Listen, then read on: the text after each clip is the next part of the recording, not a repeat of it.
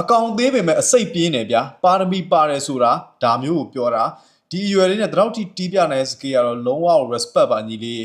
ကျွန်တော်ဒီလိုမျိုးကလေးတွေတော်တဲ့ကလေးတွေကို review လုပ်ကြတာတကယ်မိုက်တယ်ဗျာကျွန်တော်တို့သူတို့အရွယ်တုန်းကဆိုရင်တတော့တီမတီးတတ်သေးဘူးဒါကျွန်တော်ဆိုရင်တကယ်ကိုမတီးတတ်သေးတာဗျာအခုမှ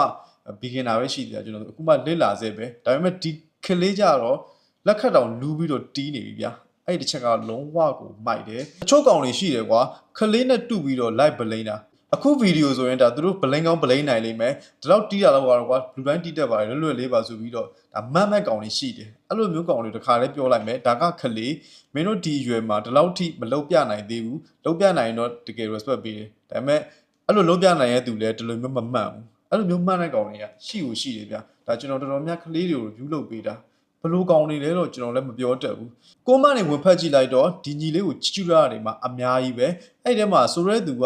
မှတ်ထားတာဒါတော့မှမကျင့်ရသေးဘူးတဲ့ဒီတိုင်း plain ဆိုလိုက်တာဗျာအဲ့ဒါတော့မှနားထောင်လို့တော်တော်လေးကိုကောင်းတယ်ကဲမခူးရက်ခဲ့ပါဆိုတဲ့ cover song လေးကိုဒီညီလေးရဲ့ guitar scale နဲ့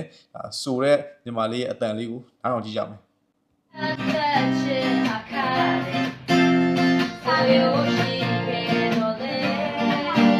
လက်ခက်လူးတာကိုရှိုးနော်